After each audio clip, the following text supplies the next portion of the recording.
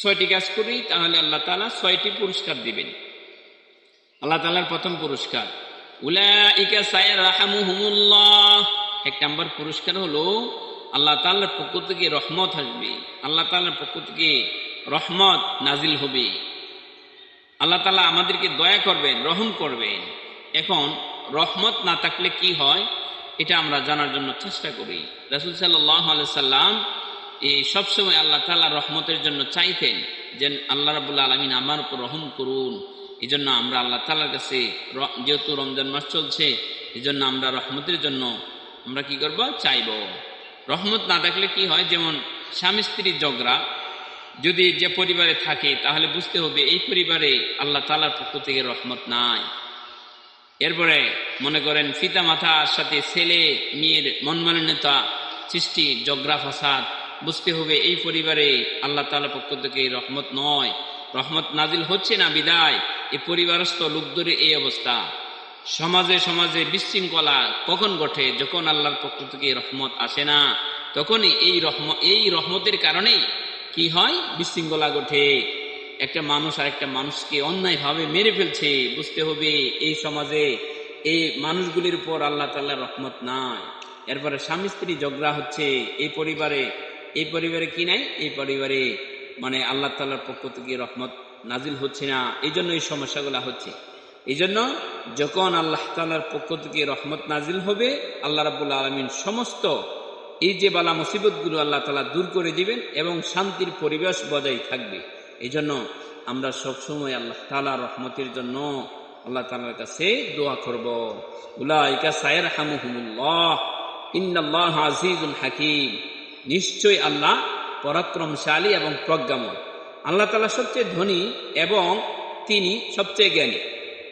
প্রিয় উপস্থিতি, প্রিয় দেশবাসী, যে আল্লাহ তাআলা হচ্ছেন গানিয়ুন হামিদ। আল্লাহ তাআলা বলতেছেন যে বান্দারে, আমি সবচেয়ে ধনী, যে তুমি যদি আমার প্রশংসা না করো আমার কোনো লস নেই, তোমার লস।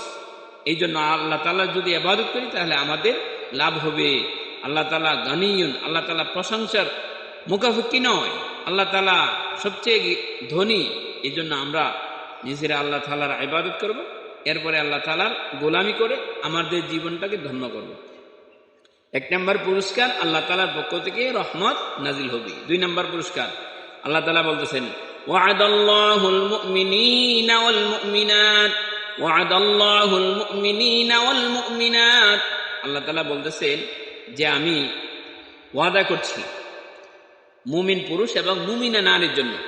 ওয়া'দাল্লাহুল মুমিনিনা ওয়াল মুমিনাতি জান্নাত। আল্লাহ তাআলা 2 নম্বর পুরস্কার দিবেন, মুমিন পুরুষ মুমিনা নারীকে আল্লাহ তাআলা জান্নাত দান করবেন। সুবহানাল্লাহ। আল্লাহ তাআলা বলতেছেন তাজরি মিন তাহতিহাল আনহার খালিদিনা ফিহা। আর যে জান্নাতের তলদেশে আল্লাহ রাব্বুল আলামিন কি করবেন, আল্লাহ রাব্বুল আলামিন নহরসমূহ প্রবাহমান থাকবে। জান্নাতের ভিতরে 4টা নহর আছে, একটা হলো মধু, একটা হলো শরাব, এরপরে ফানি, আর একটা হলো দুধ। এই 4টি নহর আল্লাহ তাআলা জান্নাতের ভিতরে তলদেশে থাকবে, প্রবাহমান চলতেই থাকবে। এই জন্য আল্লাহ রাব্বুল আলামিন 2 নম্বর পুরস্কার দিবেন জান্নাত। ওয়া মাসাকিন তাইয়্যিবাতান ফি জান্নাতি আদ। আল্লাহ রাব্বুল আলামিন 3 নম্বর পুরস্কার দিবেন ওয়া মাসাকিন তাইয়্যিবা। যে মুমিন পুরুষ মুমিনা নারী এই 6টি কাজ যদি করে, আল্লাহ রাব্বুল আলামিন তাদের জীবনটাকে পবিত্র করে দিবেন। দুনিয়াতে সুখে শান্তিতে বসবাস করতে পারবে, আর আখিরাতে মুক্তির ব্যবস্থা হয়ে যাবে। আল্লাহ রাব্বুল আলামিন এই দুনিয়ার জীবনটাও পবিত্র রাখবেন, আখিরাতের জীবনটাও পবিত্র রাখবেন। এই জন্য ওমাসাকিনা তাইয়্যিবাতান আল্লাহ রাব্বুল আলামিনের 3 নম্বর পুরস্কার। ফি জান্নাতি আদ।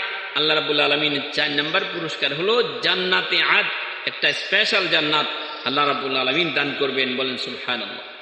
এটা হলো 4 নম্বর পুরস্কার। ওয়ারিদওয়ানুম মিনাল্লাহি আকবার, ওয়ারিদওয়ানুম মিনাল্লাহি আকবার।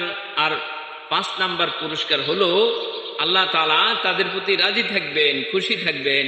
তাহলে আল্লাহ রাব্বুল আলামিন যদি কি রাজি থাকে, খুশি তাহলে তো তার কোনো চিন্তা নাই, টেনশন নাই। আল্লাহ রাব্বুল আলামিন এই দুনিয়াতেও টেনশন নাই, পরকালীন জীবনেও টেনশন নাই। আল্লাহ তাআলা চিন্তা মুক্ত একটা জীবন দান করে দিবেন দুনিয়াতে এবং আখিরাতে। এরপরে আল্লাহ রাব্বুল আলামিন বলতেছেন যালিকা হুয়াল ফাউজুল আযীম। আর সফলতা, যে সে মহা সফলতা অর্জন করতে পারে। আল্লাহ তাআলা এই গ্যারেন্টি দিচ্ছেন যে সে সাফল্য দুনিয়াতেও সফলকাম এবং